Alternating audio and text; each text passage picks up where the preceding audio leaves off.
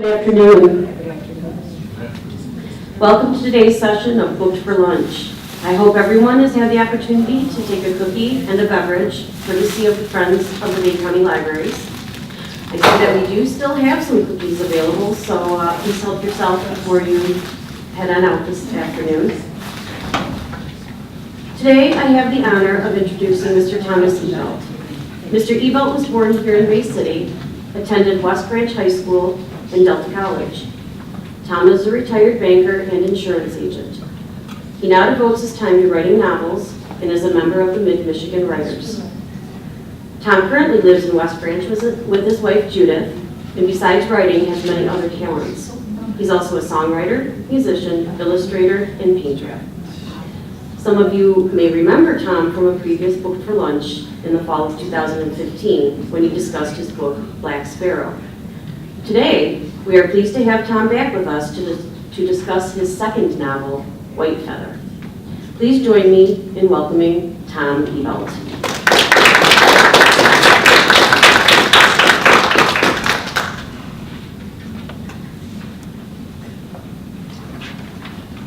Thank you, Renee, for such a nice introduction.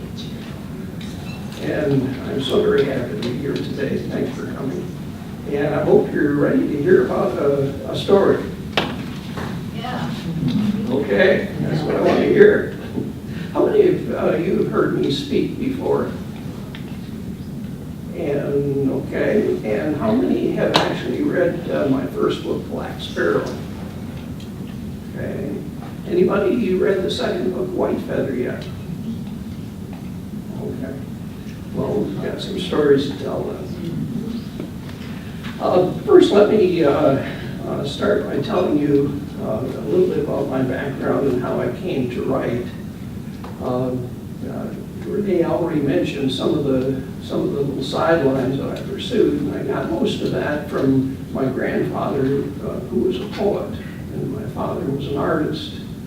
And anything I've done musically has come from my grandmother and my mother.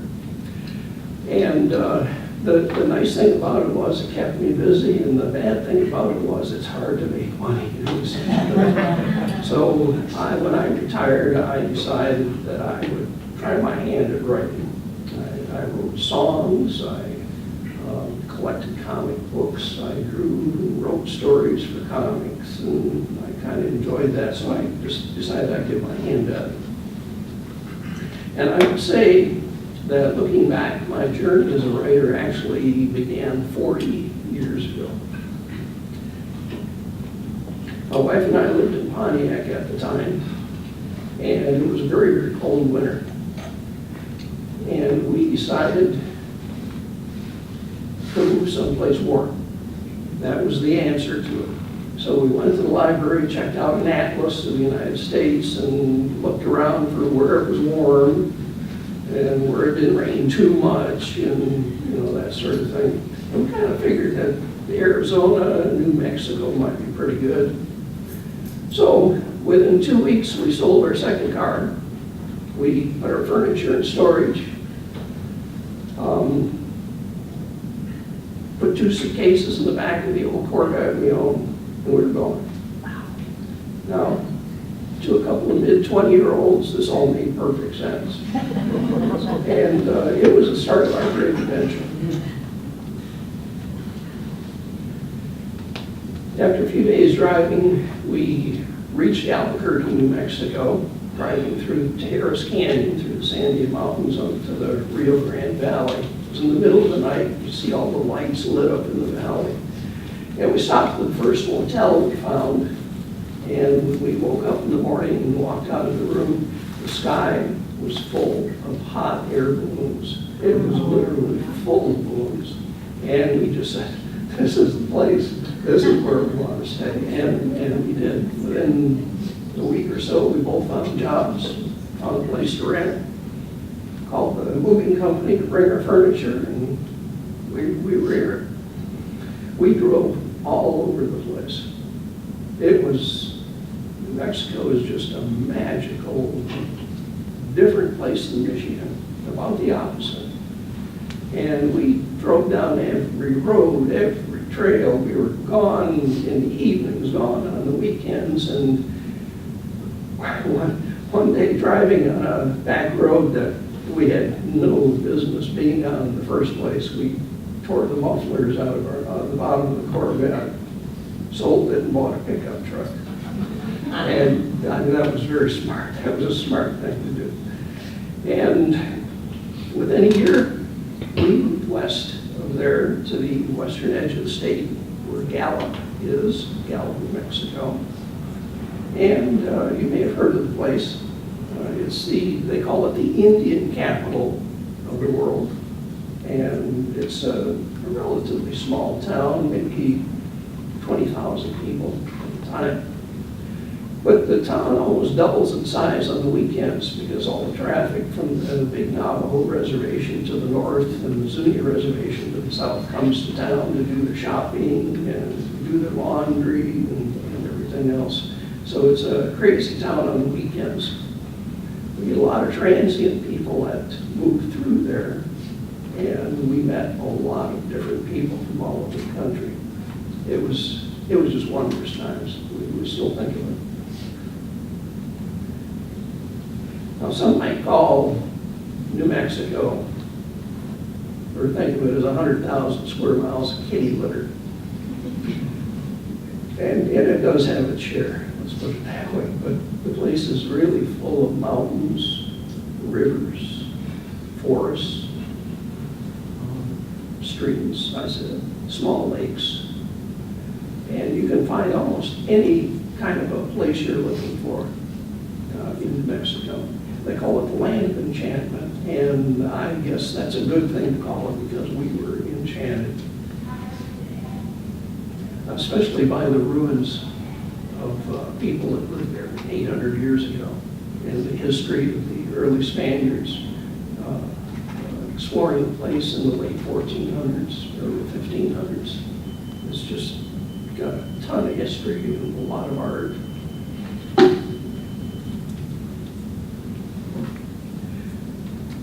Within about 10 years out there, we moved back to Albuquerque. And this is after traveling through Lake Powell and Utah and Colorado and just all over the place. And we took a lot of pictures.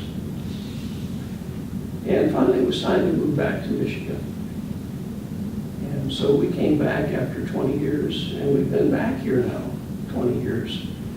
And I must say this, I experienced something I never dreamed I would experience, and that was experiencing Michigan all over again. I remembered the forests and the small lakes and rivers and the farms and all that, but I was not prepared for the feeling I got about the Great Lakes. It was all I could think of when I moved back. It was everything I looked at had the Great Lakes on it. So I totally forgotten about that. And now that I've been back, I don't think of that at all. I think of the forest. So. Another thing I was a little surprised about is the rain. When we lived in New Mexico, it rained occasionally. A lot of times, you could see the rain coming down, but it would never touch the ground. It was hot enough that it would evaporate. And so you'd see the cloud going by with something, but never got you. Well, come back in Michigan now.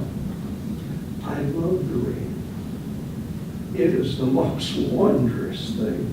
I can't stop sitting on my porch and when it rains just to hear it come down and watch it splash.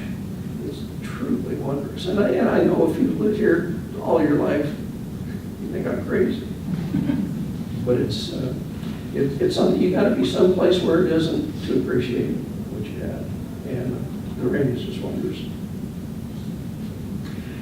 Well, as my wife and I approached our retirement years, I looked for something to do to keep busy and to be creative. And I thought, well, maybe I'd write.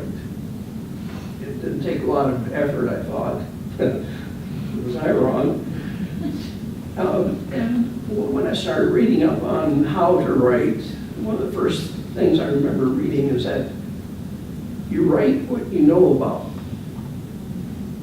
So I had to think, well, what do I know about that I care to write about? And I like to write songs. I like to play guitar. I like to paint and draw. I like to collect comic books. I still have my 3,000 comic books. I can't get rid of them. And they take up a lot of room. But I didn't really want to write about that. And I thought, well, I always liked reading books about adventures and science fiction ever since I was a kid. I troll the libraries and read all the Edgar Rice Burroughs I could find and things like that. So, well, maybe I could write about adventures. And I also liked the differences between New Mexico and Michigan. So I thought, well, if I could write some adventures that would incorporate those two states occasionally, maybe that would work. And as I struggled to figure that out, I picked up a book called The History of Comics. And when I read it, a couple of things hit me. And one was, back in the 30s was when comics were really, really popular. They used to have entire sections that were just devoted to comics in the newspapers. And they used to reprint them all in magazine form itself. So I thought, well, the 1930s were kind of an unusual time. So I read up on that. And did I have my eyes opened about things that happened then? It was quite a while ago, but let me tell you a little bit about the 1930s and why that seemed to click with me. There were things like the Dust Bowl happening then. It lasted a long time. The Great Depression didn't just end one day. It took a decade to get through it. As we found out recently with the recession we dealt with. There was a Nazi threat in Europe again in the mid-30s. There was war in Asia. New Mexico at the time had only been a state for a little over 20 years, and at that time the Civilian Conservation Corps was rebuilding the highway, the east-west highway through the center of the state. And they straightened it out. They ran from Texas all the way through Albuquerque, through Gallup. And they paved it, and they renamed it Route 66. And one of the things my wife and I were thinking when we left Michigan in that old Corvette, we're going to find and see if we can find some of Route 66. Won't that be an adventure? Well, I guess we inadvertently did, because we ended up right where it was in its heyday. Most of us think of the 30s as quite a primitive time, but it was a time of wondrous things. And I'm going to tell you a few of the things that happened in the 30s. Consider this: gigantic dirigibles, around 800 feet in length, flew in the skies. And they could cross the Atlantic in a little over 2 days. Can you imagine something the size of an ocean liner flying over your head?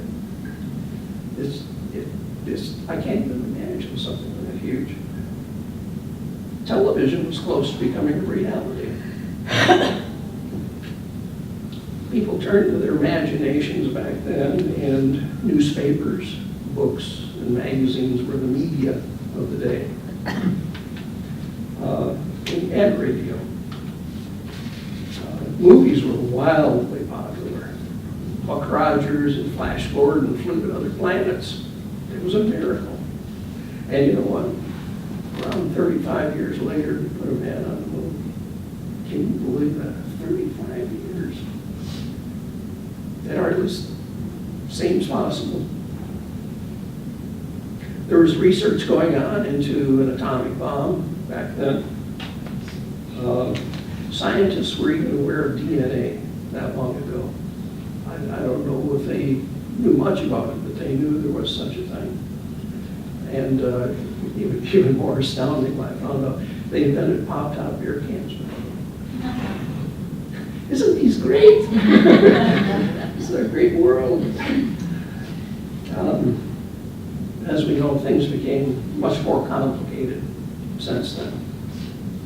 In my first novel, Black Sparrow, I wrote a mystery about missing persons, scores of missing persons on the reservation. And there was also a mythical monster from tribal legends that was running amok, and a Nazi spy operation mining uranium on the reservation for Hitler's war effort. And the ensemble of characters that I created were all drawn into the center of that mystery, kind of like a whirlpool of acts. They're all drawn into the middle. In the middle was the Black Sparrow mine.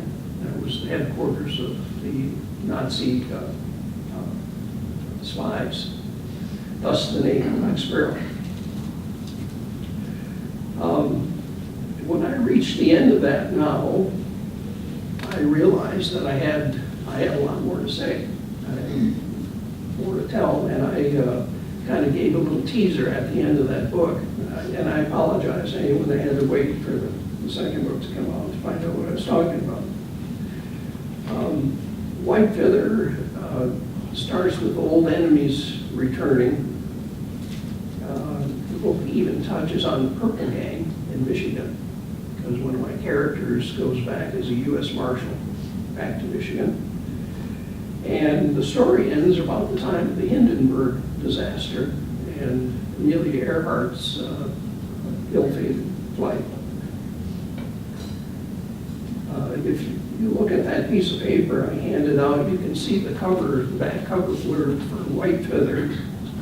And Sam Begay is the part-time U.S. Marshal now that owns the Black Sparrow mine.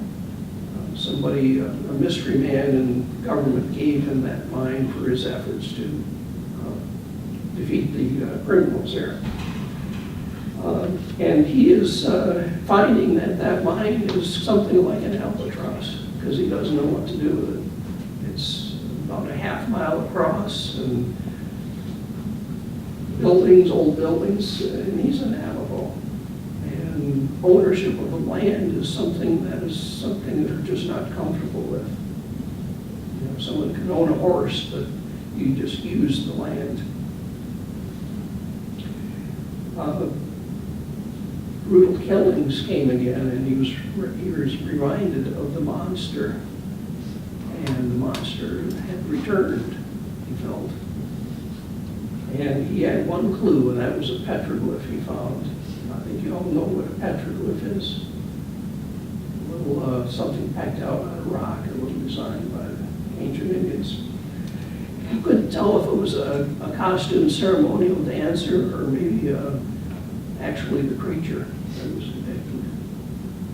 So he was going to solve that mystery, and that's what Whitefeather is about. Now, when I made a reading for Black Sparrow, I talked about, I began the book with the monster attacking an old Indian man that was Hogan out in the desert.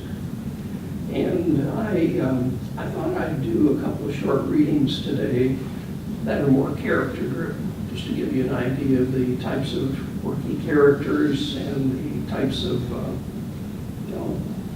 the way I write, that sort of thing. So if you bear with me, I'll read a couple of short paragraphs. And I know I've got a weird voice. I lost it 25, 30 years ago, and this is what I got back, and I am very happy, very happy.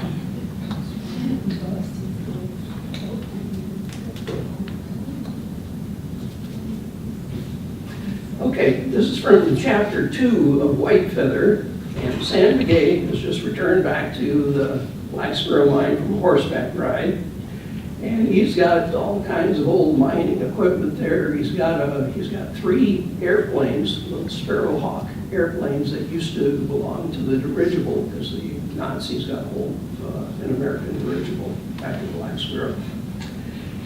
And so he doesn't know what to do. So here's chapter 2. As Sam rode back through the gates of Black Sparrow, he looked around at the wood and metal structures sprawled across the compound. He breathed a frustrated sigh. How could he put all of this to some useful purpose? Winter was coming, and he knew he'd run out of money before long.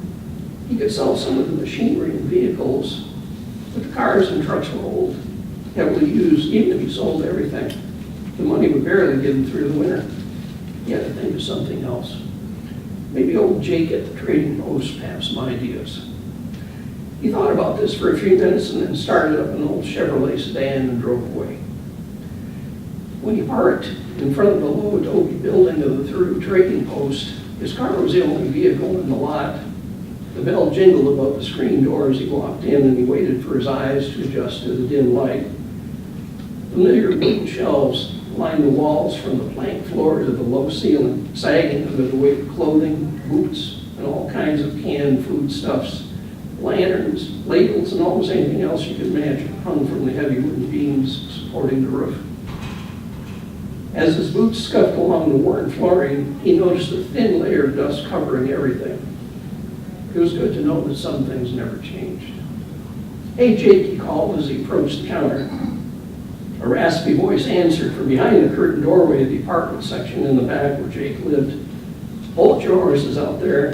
Is that you, Sam? I'll be out in a second." It was a 2-minute second before the old Anglo proprietor brushed the curtain aside and came out. Sam watched him as he moved in his familiar shuffling walk.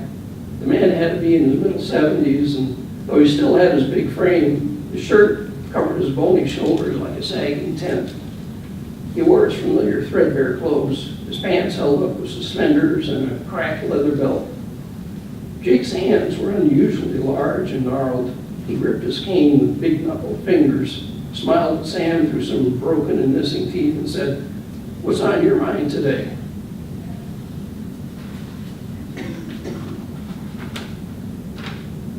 Sam glanced at the man's pale blue eyes and knew they were still sharp enough to spot a light-fingered chopper from across the room.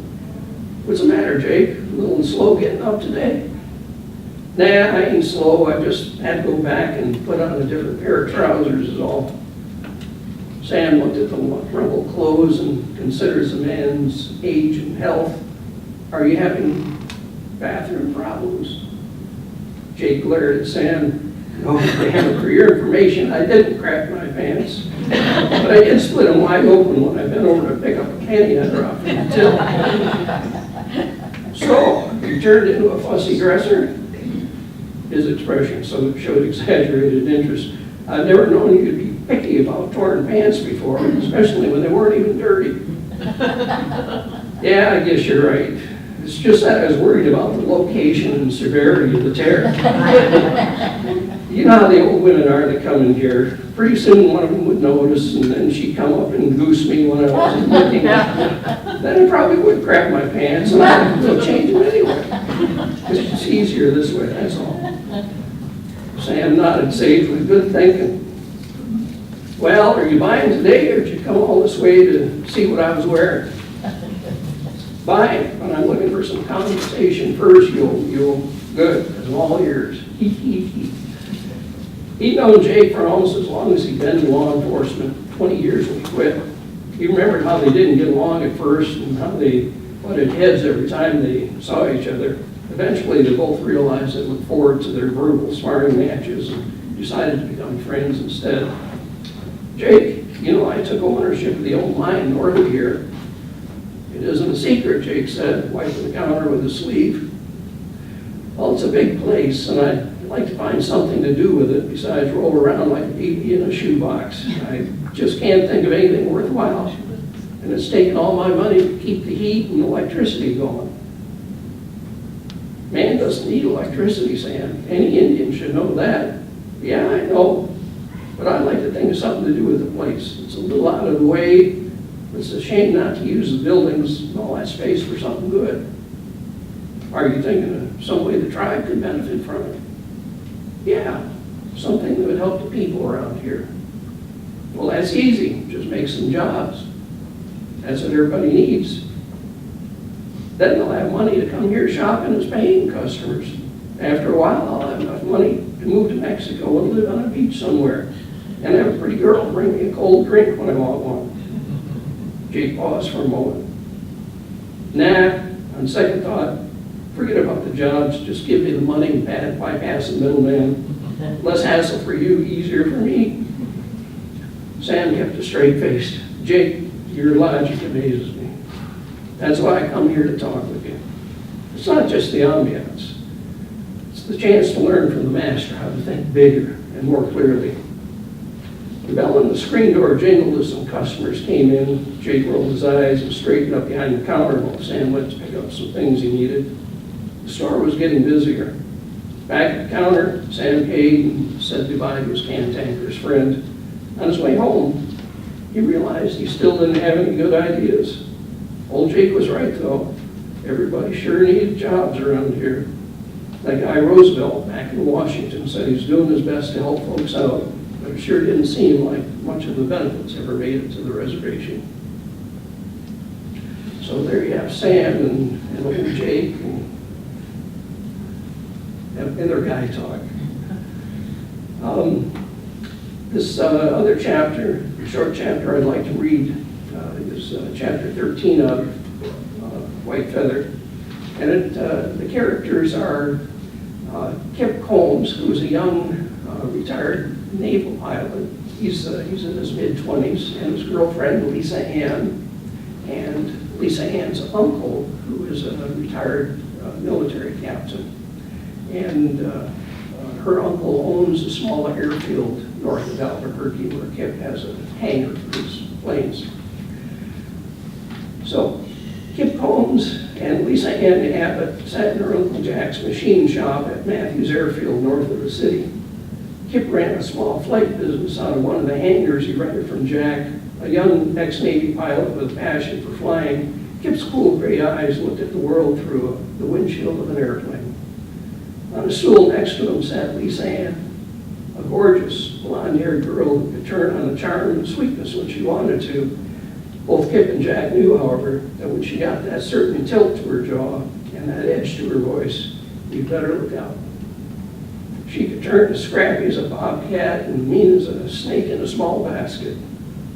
Lisa Ann worked for her uncle in the office, and Kip found her varying temperaments to be annoying and stimulating at the same time. He was moody and stubborn himself, and Lisa's best efforts to provoke him were just welcome emotional triggers. And besides, they're both in love with each other. Kip's brown hair hung across his forehead as he listened to Captain Jack talk about his new project. The man patiently described his design for what's called a modified ramjet engine. He explained how a ramjet is essentially a wide pipe with a line to spray fuel inside it and a spark to ignite it. Unfortunately, air had to move through the pipe at a considerable speed to make it all work. So, Jack said, pushing up his glasses and smoothing the sides of his droopy white mustache, we have to set up a compressor system that can speed up the air initially until the aircraft is moving fast enough to do it on its own. Kip scratched his head. I don't know, Jack. Give me a big piston engine with a propeller and a sleek aircraft like Howard Hughes flew last month, and I'll be happy. Can you believe it, Jack? He built a plane that went faster than 350 miles an hour. Kip's excitement was obvious, but Captain Jack, having been involved in aircraft design in the military for many years before retiring, was very aware of the advanced engine technology and development. He said, yes, that sure is something for a prop job, that is. Huh? What do you mean? How fast can a plane go with that little stovepipe of yours? Oh, I'd say maybe twice as fast. They could probably break the sound barrier. What? I've never heard such a thing. Just the same, the government's been trying for years to design one that'll work. I was involved in some of the initial research before I retired from the Army Air Corps. Mark my words, Kip, it's going to be a feature. Just look at the newspaper comics. They already have Flash Gordon and Buck Rogers flying rocket ships on their planets. I wouldn't be surprised if pretty soon they have some character who can fly without a ship. Captain Jack broke out in a big jolly laugh as he saw the frustrated look on Kip's face. Kip said, "Yeah, but they'll probably have to shove a rock out of his butt to do it." Lisa Ann had listened to her two men trading bars for almost an hour, and she felt ignored. Her jaws tightened, and she began tapping her foot as she listened to her portly uncle arguing with a stubborn boyfriend. She finally had enough and decided it was time they paid some attention to her. She was a pretty girl, and it was all right if the captain didn't notice, but damn it, Kip had better. "That's nothing," she said with that edge to her voice. "The last guy I dated didn't appreciate me, so I kicked his ass off my front porch, and he didn't hit the ground until the next block over." Now, I don't know how fast he went, but he damn sure wished he paid more attention to me. The men froze. Kip's eyes darted left to right as his instincts took over. He stammered to Jack, "Oh gosh, I promised to take Lisa Ann to a movie. We have to be going or we'll be late." Jack knew how Lisa Ann could be. He cleared his throat and stammered with apparent surprise, "Well, you look at the time, and here I've been keeping you away from the prettiest girl this side of Albuquerque. Now shoot, both of you, so I can get some work done." Kip and Lisa walked back to his Chevy parked in front of his hangar. She jumped in while he went to lock up the building. He heard the phone ringing inside. "Just a minute, Lisa, I've got to catch the phone." "All right," she said, still pouting. She began to smile as she imagined his arm around her at the movie, and then later in the desert, in the car, under the stars. Kip finally stepped out of the building, locked up, and ran to the car. Lisa, guess what?" He bounced into the seat behind the wheel. "That was Sam McGee, and he wants to sell me his 3 Sparrowhawks." "Great," she said after a pause. She leaned against the door and looked out the window. "And I'm not even wearing bra or panties tonight." Kip said, putting the car in gear and giving it gas. "Did you say something?" He was hopeless. So that gives you an idea of some of the characters in these books and the way I treat their relationships and so forth.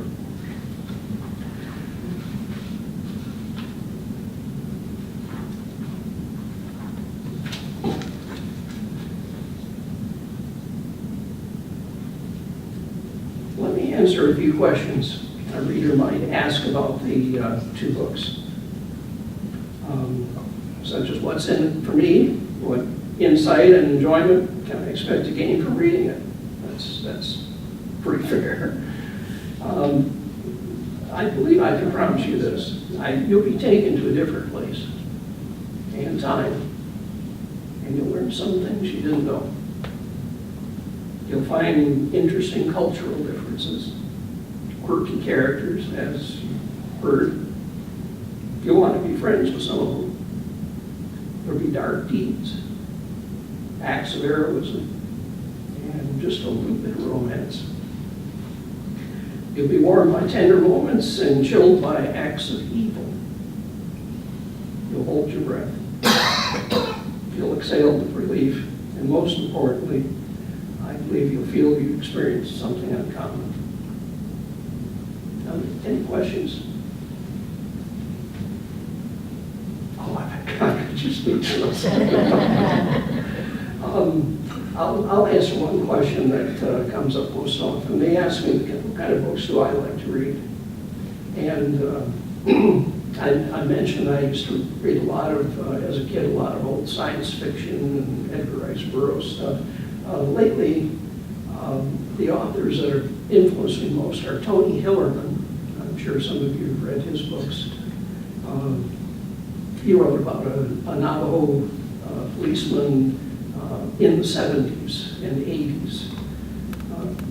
In fact, the PBS has made a couple of movies out of some of those books. I read a lot of Louis L'Amour.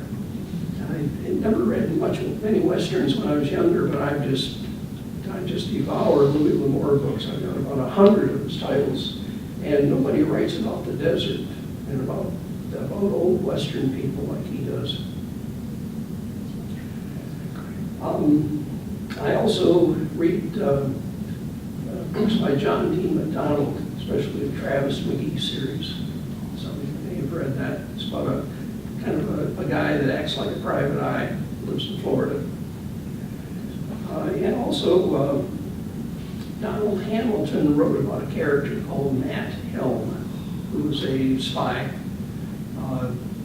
He makes James Bond look like a kid. He's just a real tough, no-nonsense kind of spy, and he was based in Santa Fe, New Mexico. That's where I first was interested in reading his books. And of course, I mentioned I still pick up Doc Savage every once in a while on Edgar Rice Burroughs books. Yes, ma'am. Are any of the incidents that you write about, are any of them actual, or is everything fiction? Good question. It's fiction, but many of the props are real. Okay. The Hindenburg, of course, and the Nazi spies, they may not have been in that area, but they were around. There was a mine. There was a mine there. No, that was made up. In my mind, I've located it just near Chaco Canyon. Okay. And some of you that traveled in New Mexico or seen things will know that. A lot of the book happens at Chaco Canyon because one of the characters is an archaeologist. And I do talk a lot about the culture. Good question, thank you. Yes? Do any of the characters from Black Sparrow come to Michigan at all? You mentioned Michigan. Mhm. Oh, really? In Whitefeather, Sam McGay is called back to locate an Indian who has information about the mob, about the Purple Gang. Oh, the Purple Gang out of Detroit. And so he takes a train from Gallup and gets off at West Branch, meets an agent there, and they rented a truck for him, and he's going up into the Maltby Hills, past Rose City, passes the old, what was that big bar? The Graceland Ballroom that the mob used to. It was still there at The that Purple time. Gang hung Yes. out. Mhm. And he goes into the woods through the Maltby Hills searching for this Indian, runs into a lot of vacant cabins and some people that were odd and cantankerous, and he finally finds the guy, and the guy lives out in the woods for a long time of the year. And he has a friend who is must be Sasquatch, must be Bigfoot. Sam never saw it, but he was scared away by a big form one night. It wasn't a bear. And when they have an altercation with some of the mob people as they're leaving the woods, some big creature distracted the bad guys so they can get through. Now it'll be a little mystical. Yes, ma'am. Do you go back to New Mexico in the winter? I haven't been back there since we left, but the winter times are very nice. Albuquerque lays in the middle of the Rio Grande Valley with one side the Sandia mountain range. They have a ski resort there. And then the Rio Grande River on the other side. And it snows in the valley, but it usually only lasts half a day or a day and it's gone. But you can see snow on top of the mountain. Like that. Yeah, it's pretty up on the mountain. You've been there? You've been there in the wintertime? Oh, Albert, yeah, I've been, my son lives in Durango, Colorado. Oh, yes. So they go over to New Mexico every. Durango was a place, real nice place like that. Yes? Anybody? Yes, ma'am? How long does it take you to write a book, and do you ever get writer's block? It takes me forever. The first book took me 5 years, because I had to learn how to write and to spell and everything else. The second one took me 2 years. And by then, my big concern was more making sure the next book stacks up story-wise with the other two. I'm working on the third one. It's called Broken Knife. And I've been working on it on and off for about 2 years now. I hope to have it out by this time next year sometime. That's another book. Mhm. I can't help it now. Yes, ma'am. Have you visited the Michigan petroglyphs in Huron County? No, I haven't. I've driven down the road and saw the signs. I would imagine they would be similar to what Yes. they're amazing. And the rock is so hard. Mhm. Imagine how they can make those marks on them. In fact, I have some photographs here. There's a picture of one of the petroglyphs there. Take a look at it. Where is it? They're located south of Bad Axe off of M53. I first saw them 15 years ago and was just amazed that they were out in the open and people could walk all around and so on. And when I saw them this summer, the state of Michigan has built a pavilion and has enclosed them with a locked fencing. And there is a naturalist on site certain hours who gives tours and explains. Just within the last month, someone vandalized them. But how they've lasted, like I say, when I first saw them in 2002, it's amazing that they're very, very old. I forget the Indian tribe that was in that area. But it's worth a stop. They have, you can find petroglyphs all over New Mexico. On the west side of Albuquerque, across the Rio Grande River, are the mounds of 3 extinct volcanoes. And they're pretty worn down now, but they're all the lava rock. When you drive up to see them, there are marks all over them, all kinds of petroglyphs. Yes, ma'am. You said when you first decided to write that you thought it would be easy. What are the difficulties that you met when you actually started to write? I could write a book about it. It's difficult. Well, when I started my first book, I wrote about 80 pages, and then I threw it away. And I started over. It was hard to get a cohesive story first, to have an interesting story and one that led from one thing to the other. And after doing that, I found the biggest problem was how to keep track of what this character said 12 chapters ago and not repeat it again, or do the same scene again. So I had to keep notes about what I wrote in the chapters and keep going back. And then I decided to change the name of one of the characters. So I had to go back every chapter that could have had that person's name there, change it. It's just trying to keep track of everything. Now, did you have to get an agent in order to get a publisher? I sent some feelers out to agents, and agents don't have an interest in new authors. They want a product that's already, an entity that's already producing a known product. So usually a new author will self-publish, and the good news is there are tons of publishing companies that do that now. Maybe close to 45% of books now are done that way, or more. Self-publishing there's a reasonable cost to it. And once you get 2 or 3 books behind you with some success, you possibly can get an agent interested if you even want to at that time. The real difficulty is, and I'm glad you asked this, the real difficulty is how do you get people to discover a new author doing this? And I would like to ask a favor of all of you.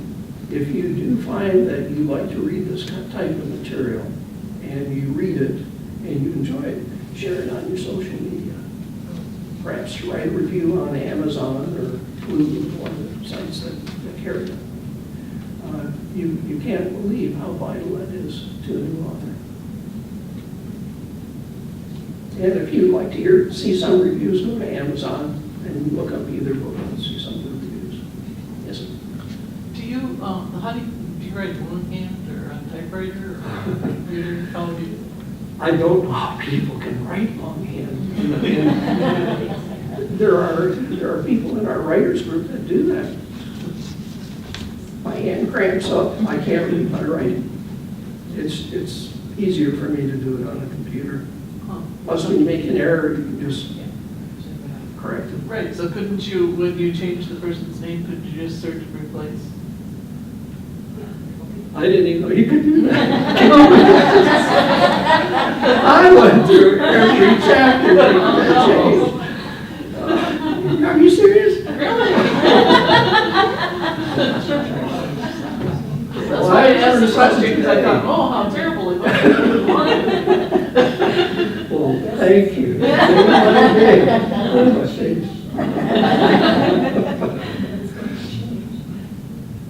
Anything else? Yes? Have you ever stayed in a hogan before? No, but I walked through them. I used to have a job where I had to drive through the reservation and visit people. And a hogan is a traditional six-sided house. It can be made out of stone or log. And when you walk in, it's just one room. And usually the floor is dirt, packed dirt. And they have a cast iron stove in the middle of the room to heat the house with a stovepipe, and some small beds along the side, maybe a kitchen table. We've covered here and there. It's a lot of the Navajo and Native Americans are still poor people. Some prefer it that way. The Navajo are nomadic in nature. They're raise sheep. And others are just like everybody else. But it's almost like somebody said it, somebody wrote it or something. They almost live a prayer. Their lives are a prayer. They bless the sun in the morning. They're thankful to have a new day. Their front door is always open to the east. That's a traditional way of living, and I would suspect most don't live that way anymore. Very, very nice people. Well, I will say this, other than having just a great time here, I have books for sale for anyone who's interested. And since this is a library function, you can have them at the same pricing that I give to the library. Black Sparrow is $15. Whitefeather is $18. You can have both for $33. And if you like to read about this sort of thing, you have an interest, I'd be pleased. Any other questions? Thank you so much.